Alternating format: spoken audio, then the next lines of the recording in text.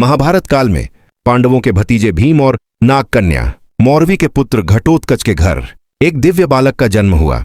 बारबारिक जन्म लेते ही उसके शरीर से तेज निकल रहा था। बाल्यकाल से ही उसमें अद्भुत शक्ति, समर्पण और नम्रता थी। बारबारिक माता दुर्गा के परम भक्त थे। उन्होंने कठोर तप करके मां दुर्गा को प्रसन्न किया। माता ने उनकी आराधना से खुश होकर उन्हें 3 अमोघ बाण और एक अद्भुत धनुष प्रदान किया। इन बाणों की अद्भुत शक्तियां थीं।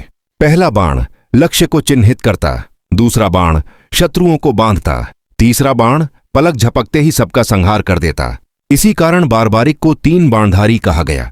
बारबारिक ने संकल्प लिया था, मैं युद्ध में उस पक्ष की सहायता करूंगा जो कमजोर और हारता हुआ दिखे। यह उनका धर्म और दया का व्रत था।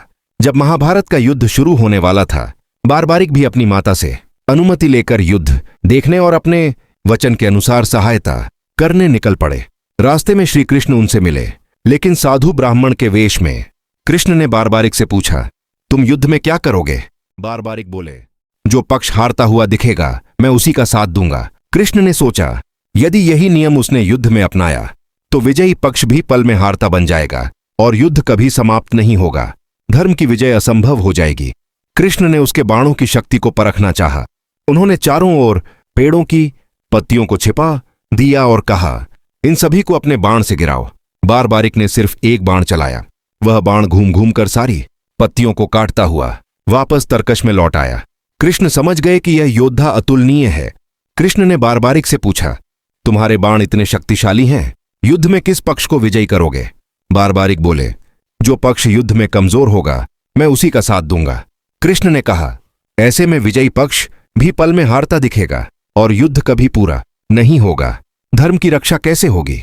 इसीलिए भगवान कृष्ण ने उनसे मांगा, मुझे दान में तुम्हारा शीश चाहिए। यह सुनकर बारबारिक क्षण भर भी विचलित नहीं हुए।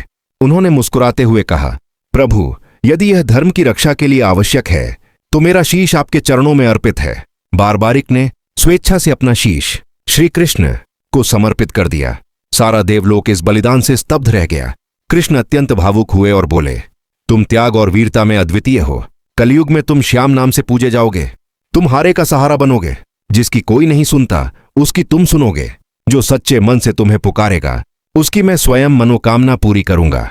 कृष्ण ने बारबारिक के शीश को युद्ध भूमि के समीप एक ऊंचे स्थान पर स्थापित कर दिया ताकि वह पूरा महाभारत युद्ध देख सके। बारबारिक के शीश ने पूरा युद्ध आरंभ से अंत तक देखा। युद्ध समाप्त होने के बाद बारबारिक का शीश धरती में समा गया। सदियां बीत गईं।